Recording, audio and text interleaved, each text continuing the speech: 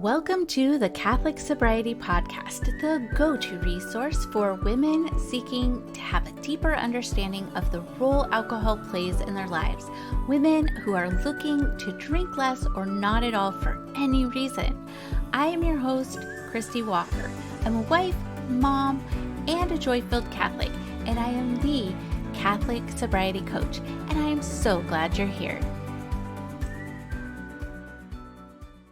As Catholics, we know that the rosary is a powerful weapon against the enemy. But do you desire to pray the rosary more in an effort to turn to the Lord, yet find yourself turning to other things to distract or numb yourself, like alcohol, scrolling, or Netflix? Well, if you struggle with this, my next guest can help. Kathleen Borsh, the creative force behind Knots of Grace, crafts exquisite hand-knotted rosaries, blending artistry and faith for modern Catholic homes. Inspired by diverse cultures and fueled by a passion for creativity, Kathleen's journey weaves together a tapestry of faith, family, and the transformative power of prayer, all captured in Knots of Grace. Welcome, Kathleen. It is so great to have you here. Thank you, Christy. I'm excited to be here. And I hear that, and it actually brings some emotions. Oh. Well, why don't you just go ahead and walk us through the inspiration behind starting Knots of Grace and how your journey began into crafting rosaries. Sorry that I started off with emotions, but you never know what's going to come up. Yeah. So thank you again for having me, Christy. I'm excited to be here with you and your audience. So how I got started with Knots of Grace. Oh, goodness. In 2011, I actually encountered a doorknob rosary. A local parishioner had made them, donated them for my daughter's school.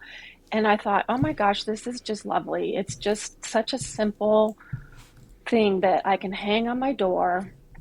And she was just starting her primary school, and I just wanted to bring some extra faith into our lives. We started on that journey, back into that journey, and so this was just like another thing. Just so happened around the same time, we got an opportunity to live abroad, and so we moved to Singapore and lived there for about 3 years, and based on timing, divine inspiration, whatever you want to call it, that door rosary came with us. And so we lived in a small condo, and it hung on the front door of our condo, like the door that we went out every single day. And, I saw it there, but after a while, you don't know that you're seeing it, but you see it there. And I started exploring different faiths because we were there, and I'm curious, and I'm just interested in people and loving diversity, and my background's in human resources. So, it just is all the things. And so I went to, I remember going to a Buddhist meditation thing with some friends of mine, and because I'm like, well, let me see what this is about. And I went there and went a couple of times because I'm like, one time's not enough, and just to see if it's something that I'm interested in. And it was beautiful, don't get me wrong, and I loved the experience, all the women who were around me, but what it did was it said, no, you need to go down your path, which is, get back into your Catholic faith. And so I had this rosary, and I really truly believe that it was part of the journey, that it was calling me back into learning more, getting back into my faith. And so I was my daughter's CCD teacher while we were there, and then I was part of a beading group. We did I'm a crafter by nature. I have been for years, and learning how to do different beadwork, and I started making rosaries. And let me take a step back. Rosaries, I didn't know really anything about a rosary before I bought that first one for my door. I'll be honest with you. I had a bunch of them that were my grandmother's, and I know my mom had a bunch in her jewelry box, but I didn't know how to pray the rosary. I didn't know what to do with the rosary. I didn't know if it was appropriate to wear it as a necklace, none of the things. All I thought was it was pretty. And so I started making them for missions once we got back to the States. I'm fast forwarding. And then my daughter's school, the woman who had made them, she retired. And I wanted these to live on. And so I started making them for her school. And then from there, Knots of Grace was born. The actual name Knots of Grace came from the desire when I was attending crafts shows, and so many non-Catholics were at these craft shows. And the first thing that they would say, they were interested. They would see, actually, this one is one that I've been making for years, and it was hanging on my display. And they would say, "Oh my gosh, what is that?" First off, they thought it was a necklace. How do I put it on? And then secondly, then when I said, "Oh no, it's a rosary," then they would immediately, there would be a wall and say, "Well, I'm not Catholic. I can't do a rosary." So then I had to explain to them that it's more than just that. It's a way to connect with God. It's there as a visual reminder of your faith. And if you want to pray the rosary, great. But if you don't, and it's there as a reflection of your faith, wonderful. And so I sat down because of this. I needed to find another way to describe them, and that's where Knots of Grace came from. So that's how it all started. And fast forward to today, it's just been a ride that God put this entrepreneur business in my lap, so that way I could get reconnected to Him. Oh, that's so beautiful, Kathleen. Thank you, first of all, so much for sharing your emotion and your story with us, because I know that sometimes I definitely know that going back and just kind of like seeing where we were and how far we've come, and then God's hand in all of that and the grace that He gives us and pours into us. Like when you were talking about going into that Buddhist monastery or Buddhist temple, wherever you were, and you went just to see, just as a seeker, and then went back, but then you knew, like within you, no, this isn't for me. I need to get back to my Catholic faith. I had a similar experience. I was attending a Baptist church for a while when I was away, and I loved it. There was great preaching. There was Bible teaching. There was lots of singing. I love music. And so I was like, this is my jam. Like there was kids programs and all these things. And I was like, this is where I'm at. And then they did a communion Sunday with like literal saltine crackers and little grape juices that they passed through the thing. And I was like, I can never come back here. Like at that time, I couldn't articulate why, but I realized later that my faith had been so watered down that I didn't even see the Eucharist as the true presence of Jesus, the body, blood, soul, and divinity of Christ. Thanks be to God, I did get back to that. But it happens, right? We live in a world, we get all different kinds of messaging, and if we're open to it, the Holy Spirit will just draw us back. And that's one of the things I love about what you do. Like you were saying, I know lots of people who aren't even Catholic who do pray the rosary. I know people who, like you were saying, they have all these rosaries from their grandma, or, and they just keep them around. And like you said, they don't know what to do with them. And what you are doing is you are helping to increase faith, but also teach people about the beauty of the rosary. And I think those sacramentals are so powerful. And even if people don't realize it, they just keep being drawn to it. And they're like, I don't know why, but I'm so drawn to it. And then they just keep learning more and more and more. So I think it's always a good thing to have those around and use them and share them with others. So I love what you're doing. One thing, so Kathleen sent me one of her pocket rosaries, right? That's what this is that you sent me. That's what that is, yeah. And first of all, it has a miraculous medal on it, and I have a devotion to the miraculous medal. So I wear one every single day. Actually, I have two, and it has the Serenity Prayer on it. And I love it. But what I loved even more was just the information. Like she has this beautiful card with information about it.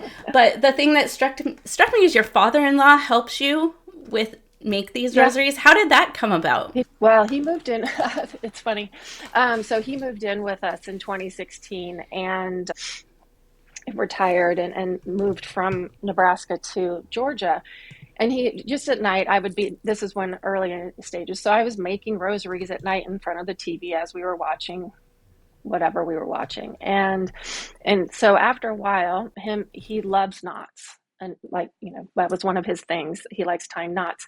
And so he said, "What are you doing?" So lo and behold, I showed him how to do it. And he could do it faster. And, and so finally I just was like, "You win. Would you like to do this, while you're sitting there watching your Westerns?" Because when he first moved in with us for years, he would watch Western movies. That was his thing. And so while he was watching his Westerns, he would tie knots. And so he would tie all the, all sizes.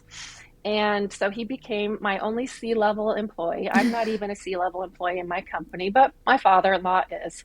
So he's my chief knot tire. And he still ties them to this day. He's out of town now. He goes and visits my other brothers-in-law. And so, but when he's here, he ties the knots. And it's a nice tie-in, not to play on words, but because all of my rope is sourced here. It's made in the US, and most of it is from veteran-owned companies or veteran-operated companies, and one of them actually makes their own rope. And he's a vet too. So it kind of like ties it all together in a nice, pretty bow. And I keep using the word tie, so it's kind of funny. Pun intended. That's wonderful. I love but it just that. Comes up. So. Yeah. That's so good. I really thank you for sharing that, because I think that is so great that you're supporting, other things, not just people's faith, which is like huge, but also, worthy causes, like you said, like veterans. And I just think that I think that's funny. He was so competitive. Like, who's going to do it better? You can see him light up. And when I first started doing live videos on Facebook and YouTube, it was during the pandemic. And so he was home with us. And I'd say, "Okay, Bill, come in." And he'd actually come on and he'd watch what was going on and, didn't really know what was happening on the screen. It was so cute. So, yes, he's very much part of my business. Great. Yeah. So it's a family affair. Yeah. You had mentioned before about like this, something you'd said made me think of small steps. And kind of going back to like, oh, you're saying, you have all these grandmother's rosaries and not knowing what to do with them. And one of the reasons why I was so attracted to the concept of a door rosary and it just being a single decade is because of my background in human resources, I loved climbing the ladder. I'll just tell you that. Like that was a passion of mine, and it was also a big distraction of mine as well. It took me away from the Lord because I was so focused on that. But I saw this as a way for me to simplify. It was that simple thing. We're always looking for how to make things simpler, how to make things easier, looking for the easy button per se. And so I saw this and I went, okay, if I could pray a decade, I would feel like the most accomplished person in the whole world. And I think about it now, and it really was, I had to start with just a Hail Mary. It wasn't even a full decade. It was like a Hail Mary, learning the prayers. I didn't even know all the prayers very well. I mean, I know the Our Father and some of the other ones, but I didn't know the cadence of it. I didn't know anything, but it was just through small little things, and then something opened a door. And then something opened another door. And, there was that curiosity that I had. And I just let myself start where I was. And this is probably the only thing that my perfectionist didn't take over and be like, "You have to get this right now." And so just taking those little baby steps was so big. And so I offer that to people. Just, pray a decade, pray one Hail Mary, see where it takes you. But anyway, it just came up in my mind as you were talking about that. So I wanted to share.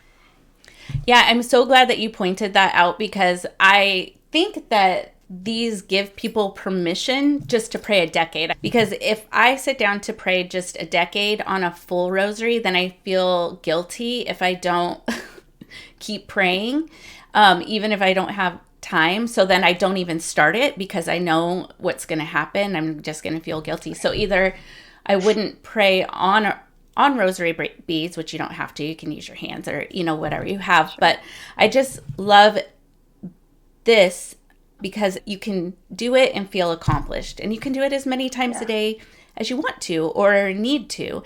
And having it like within arm's length, just kind of, if something comes up, it's really easy just to grab it and refocus yourself and pray that decade. Ask Mary to be with you and for Jesus to be with you, in that time. And I think it's so good. And I know that they're all different. And the one that you sent me has the Serenity Prayer, which as a woman in recovery, obviously that has strong significance for me, but also for a lot of people. You don't have to be in recovery to find encouragement in that prayer. So what is it about the Serenity Prayer that speaks to you? Yeah, that's great. So I don't know if I told you this before, but the reason I started making the Serenity Prayer pocket rosary is I made it for a mother's group at one of our schools, and when I saw the cross and it has the Serenity Prayer on it, and I didn't know anything about the Serenity Prayer. This is how all of this stuff works. This whole business works for me is I'm learning as I go, and so I was reading it and I thought, oh my gosh, this is exactly what it's like to be a mom. We have all these worries and all these concerns, and we're just trying to do the best we can every single day. And to your point, this prayer gave me and allowed, and through it was my intention was to allow the moms to have permission to not be perfect. Because I knew a bunch of the moms. I didn't know all of them, but I knew a bunch of them, and a number of them were, from working moms, dual income families, and so they were trying to play, the multi hat, which we all do, whether we work in the home or outside the home, or it's all wearing lots of hats, and we're all trying to raise our kids the right way, and just do all these things the quote unquote right way. And so this prayer gave me and allowed me to like extend the permission to just say, hey God, this is all I got right now, and give me what you want me to know, and get me what you want me to do, and let me be free. It gave me freedom, really. And so that's what I see the Serenity Prayer is. It's a way to free yourself of whatever bonds are whatever's binding you from like moving forward in your life. Whether it be, sobriety, alcoholism or drug abuse, or if it's just trying to climb the ladder and make all the money you want in the world, and something just distracting you, and that's holding you away from having a relationship with God. That's what it is. Yeah. Thank you for that explanation. That's beautiful. And for those of you who don't know the Serenity Prayer, it's just, God, grant me the serenity to accept the things I cannot change, the courage to change the things I can, and the wisdom to know the difference. And so yes, for moms, that is such a thing, because there are things, as moms, as women, as humans, right? There are things that are in our control. Absolutely. And there are things that are not in our control. And so we have to realize that there are just things that we have to let go and turn over to God. And sometimes that's our children, and that can be the hardest thing. And sometimes it's a struggle or a disordered attachment that we have, that we just are having a really hard time figuring out on our own, and we have to invite God into it, into the space through prayer and seeking guidance. And like you were saying, perfectionism that you struggled with, being able to say, it's not always going to be perfect, or there's much more to this life than climbing the ladder. At the end of the day, what do I want people to say about me? Was that I was a successful person that made bunches of money, or that I was able to be obedient to God and change lives for his glory, which you are doing that now through Knots of Grace. Thank you. Thank you. And one of the things that I love about the pocket rosaries in particular, so the flagship rosary of Knots of Grace is the door rosary. But the pocket rosary is becoming a more popular item, and primarily because literally you can put it in your pocket, and let's say you forget that it's in your pocket, and it goes through the washing machine, and it goes through the dryer. It will come out and it will look just as good as it did when it went in. So, I mean, it's durable.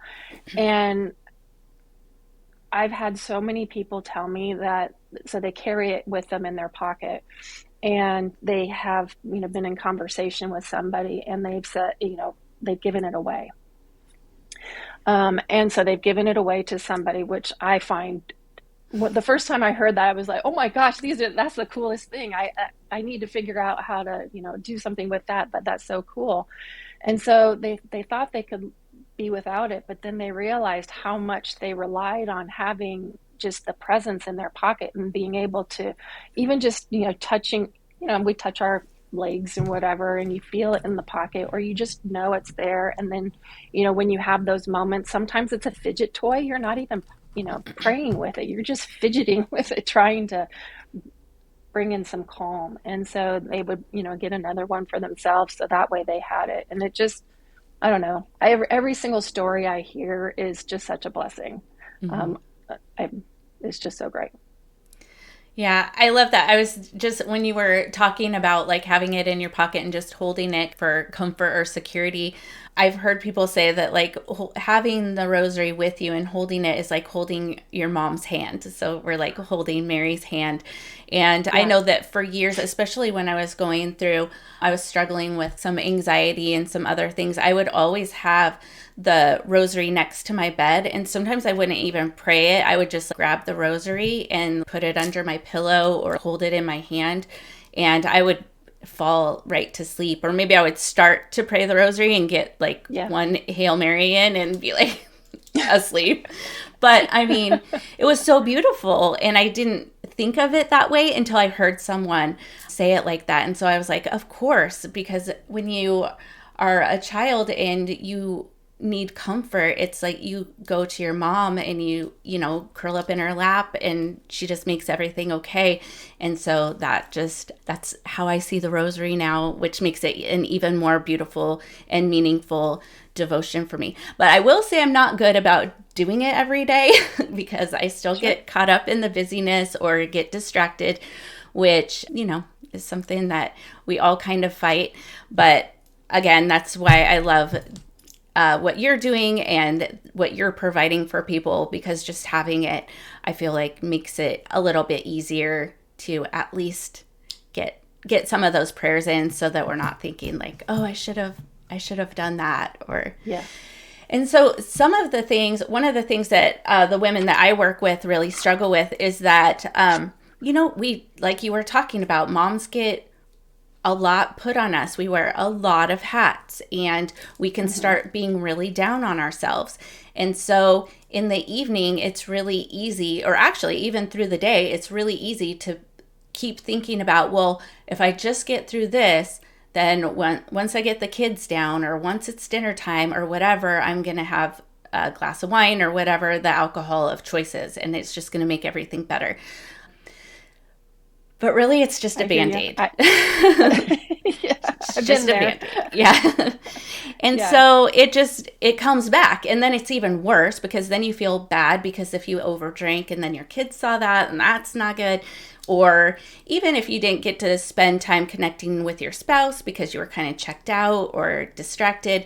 And this isn't just alcohol, right? It comes with food, it comes with scrolling, it comes with, like I said at the beginning, just watching TV, which is something my husband and I used to do all the time, just veg out doing that, and we weren't connecting. Do you have any tips for how to maybe turn away from that distraction and be able to turn more towards God?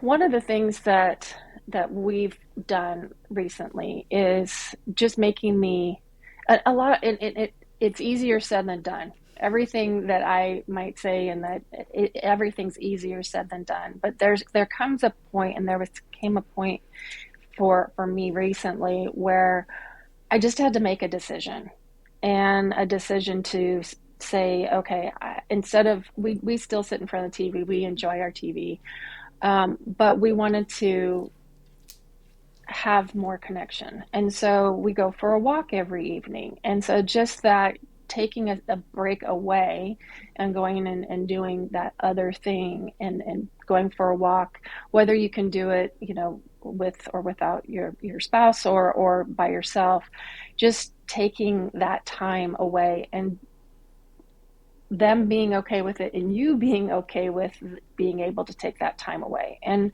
so a lot of times for me, it's getting to that point of giving myself permission, because I still struggle with perfectionism. I'm not cured. So it's an everyday battle. And so I just have to take it. And one of my things is, when I get really anxious, my go-to is the surrender prayer. It's super simple. Everything in my life, I'm trying to make it simpler. And you can even pray that with your rosary, because if you do it 10 times, lots of tens in our faith, and lots of decades. And so by going through that, and it's simple prayer of, I surrender myself to you, Jesus, I surrender myself to you 10 times, the meditative quality of it, the each time you're saying it, whether you are 100% in, or you're saying, I'm trying to do this, Jesus, I really want to do this, each time in that 10-time repetition, by the end of it, at least for me, I feel like an overwhelming sense of calm. Mm-hmm. Because even if I'm just trying to do it, it's better than me not doing it at all. And so I guess my tip is, like, try to do, if you want to say the rosary, just try. Mm-hmm. I mean, start with your Hail Mary, or start with the Our Father, and then just leave it and say, here, God, I don't know what else to do with this. Mm-hmm. I have no idea what else to do with this. What do you want me to do next? And then leave it there. One of the things that I've learned along the way is, the offering, and literally, like, putting it out on as an offering, and just saying, I don't know what to do with this. Please take it from me, so that way I can move on with my time. I don't know if that's what you were looking for, but that's what came to me. And so you were talking about, like, after work and things like that. One of the things that I used to do, and I'm so glad that I made the decision to not do this anymore. But when I was in human resources, I used to think that I needed wine to write the best emails and get those creative juices flowing, especially in the evening. And what it really was I was tired. And at that time, I knew I had to get the work done, and I felt like it was my way to get the work done. And had I known about the meditative qualities of praying the rosary, I probably would have done that before, because it's doing the same, not the same thing. I'm not trying to say that, but you can get that meditative and, like, peaceful quality, and be able to be calm through, and, like, calm your mind down, if you just pray a decade of the rosary. Mm-hmm. So anyway. Yes, thank you. Yeah, that was what I was looking for, and I appreciate your tips. And I appreciate that you also said like we still watch TV because I have clients that it's not that they don't want to drink anymore, but they want to be able to be in control, to be able to choose it instead of feeling obligated or feeling drawn to it, Yeah. like it's out of their control, like they just can't fight that urge. And what you were saying about 10, like we learn as parents, like before you react, count to 10 and like calm yourself down. And so there's really something to it. And as you were talking about that, and even just saying, like, Jesus, I trust in you, Jesus, I praise you, whatever, um short prayers. You don't have to always pray the rosary on a rosary. You don't always have to pray the rosary on your pocket rosaries. We use the rosary right for the Divine Mercy Chaplet. You can pray the St. Michael Chaplet. You can pray a lot of different things on these same beads.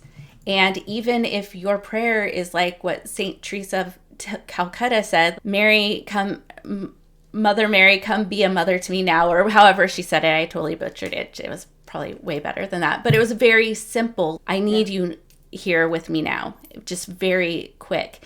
And so I think that if we can do that, and like you were saying, say that 10 times, then that gives our nervous system time to kind of settle, because we're usually in this state of anxiety. Our bodies are tense, our minds are racing, and we're thinking, I got to stop this now because I don't, maybe you don't want to feel the emotion. Maybe you don't want to, Yeah. you're afraid you're going to get angry and say something. Maybe you're just, like you were saying, you're tired or you're hungry. Halt is something that I talk to my clients about. Like, are you hungry, angry, lonely, tired? I also add in bored. Are you just bored and you just Yeah. need something to do? Um, and so just checking in with yourself is huge. And then being able to just say, you know what, I just need to take a moment for myself. Take a deep breath for yourself, and then just kind of start praying.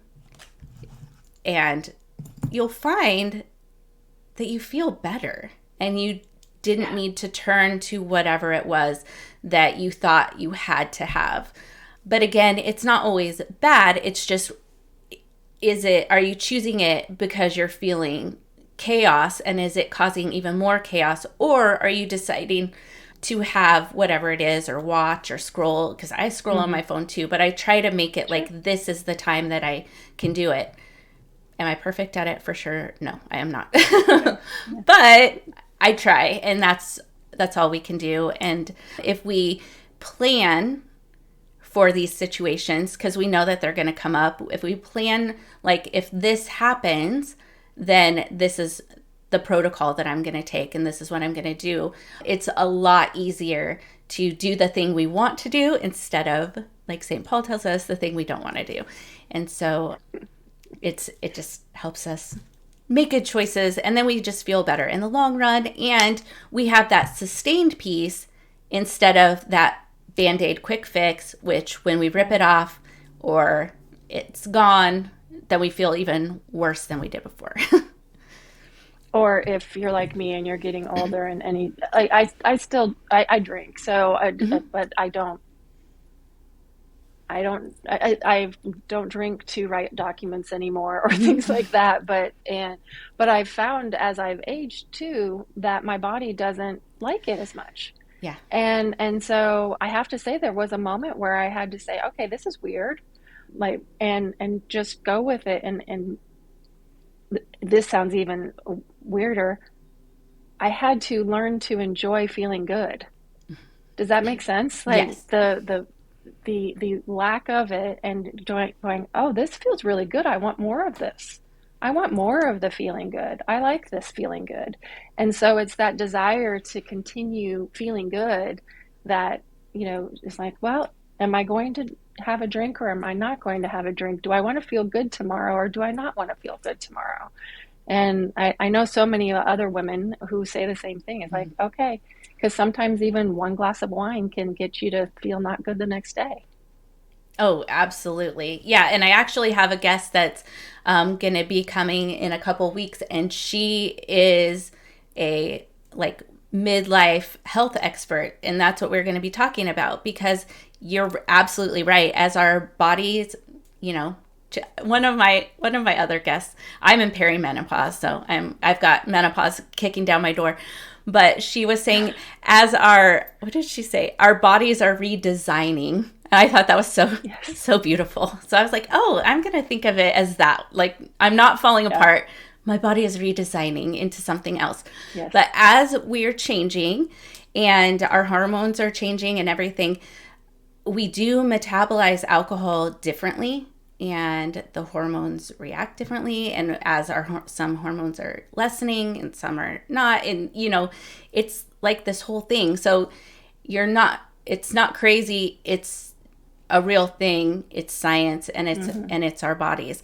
And I tell people too, like, sometimes we are so used to feeling bad that we forget what it's like to feel good. And then when we feel good, we're like, oh my gosh, this feels really good. I don't want to feel bad again. I have the same thing. Like, if Yeah. I eat ice cream, if I choose to eat ice cream, I know I'm not going to feel good, but maybe I Yeah. do decide I want to choose to have it. And Right. maybe I do it in moderation, or I choose not to have dairy ice cream, and that's a little bit better. But I think it's the same with alcohol, right? It's like, you're probably not going to feel your best the next day, but if you're choosing it from a place of peace and you've prepared yourself that you're probably not going to feel great the next day, then that's one thing. But if it's something where you don't feel like you have the choice anymore, that's when it's certainly worth looking at, examining, and deciding, is this serving me? Yeah. Or is this just taking too much of my life? Am I spending too much time worrying about when I'm going to drink, planning when I'm going to drink, drinking, and then recovering? If that's your life, then that's probably worth looking at and re-examining and refocusing. Yeah. And it's very similar to prayer life. I've found in Mm-hmm. my own experience. I didn't really have a what I could consider a prayer life. I mean, I would pray, but it was more of a, I need this, God, help me with this. Granted, I still have a lot of those, but now I have a more routine. And granted, not every day do I pray the rosary. There are days that I don't.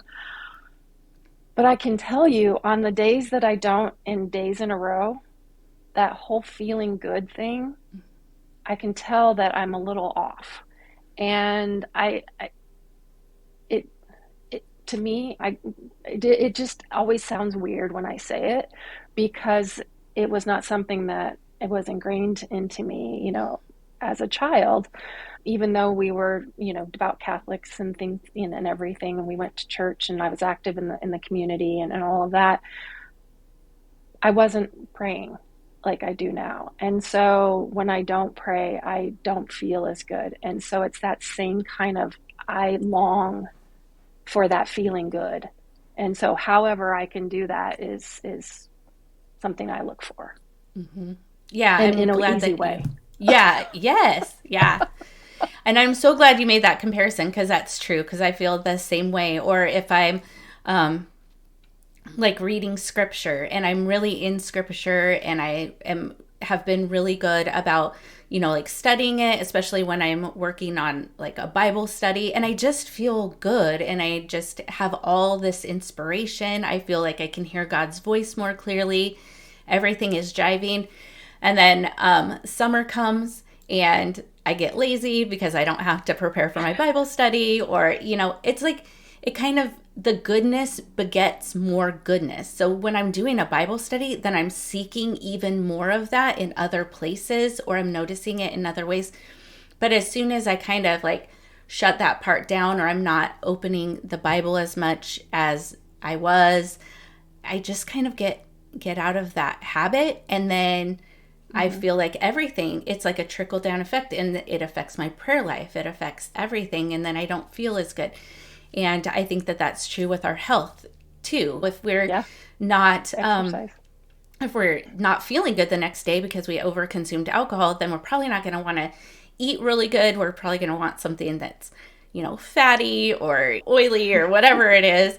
And then we're probably not going to feel like exercising because our stomach is off and our head hurts. And, so it just is like this spiral effect. And I love that you compare that to prayer, because that is definitely a good comparison and something that I've experienced myself, and I'm sure a lot of people listening have as well. So, okay, Kathleen, this has been such an amazing conversation. I'm so thankful that you came on, and I really would love it if you would just tell people all the things and where they can find out more about you and about your rosaries and anything else you want to share. Well, thank you. I've enjoyed being here too. I could talk for a lot longer, for sure. But you can find me and Knots of Grace over on knotsofgrace.com, and that's KNOTSOFGRACE. And I have a video blog that I do every Monday, and you can actually join our Inner Circle of Grace community, our VIP community, and get that blog, that video blog in your inbox every single Monday morning at 7 a.m. Eastern. And what it is a weekly devotion, and it's between 5 and 8 minutes every week. And what I do is I share a devotion, and then I'll allow you to take it to God as our way to kickstart the week on a positive note. Use that as a framework to get the week started. And so if you join our VIP community, our Inner Circle of Grace, you can find that as soon as you go to knotsofgrace.com, you are going to be asked if you want to join. And if you join, you also have the luxury of a 12% discount of all Knots of Grace products year round. And that's only offered to our Inner Circle members. And the reason we offer it all year round is because, well, you never know when you need a gift. And a lot of our products are used as gift giving. And so I want you to have that opportunity to have a discount when you need it. Doesn't mean that I don't offer discounts at other times, which, for example, I would like to offer you and your community a discount through Father's Day. So through June 16th, I'm offering 15% off your purchases at knotsofgrace.com.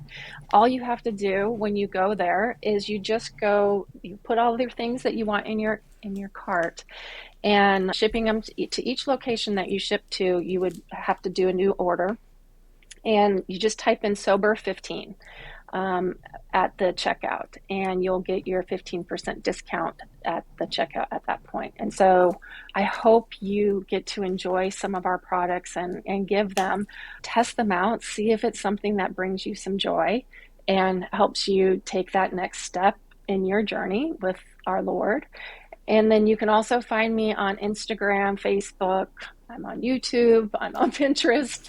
I'm kind of all over the place because I like to scroll too. So you can find me there at Knots of Grace. Appreciate being here. I'm so glad that I got to spend time with you, Christy. Yes, thank you so much for being here. And for that coupon code, I'll make sure to put all that information in my show notes, and I'll be sending out an email to my list, and I'll include that code as well. Again, it's SOBER15, and that goes through Father's Day, June 16th. Thank you so much, Kathleen. I just look forward to where Knots of Grace goes from here on out. Thank you so much. God's taking me where we're supposed to go, so I appreciate it. Take care. Well, that does it for this episode of the Catholic Sobriety Podcast. I hope you enjoyed this episode, and I would invite you to share it with a friend who might also get value from it as well. And make sure you subscribe so you don't miss a thing. I am the Catholic Sobriety Coach, and if you would like to learn how to work with me or learn more about the coaching that I offer, visit my website, thecatholicsobrietycoach.com. Follow me on Instagram at the Catholic Sobriety Coach. I look forward to speaking to you next time. And remember, I am here for you. I am praying for you. You are not alone.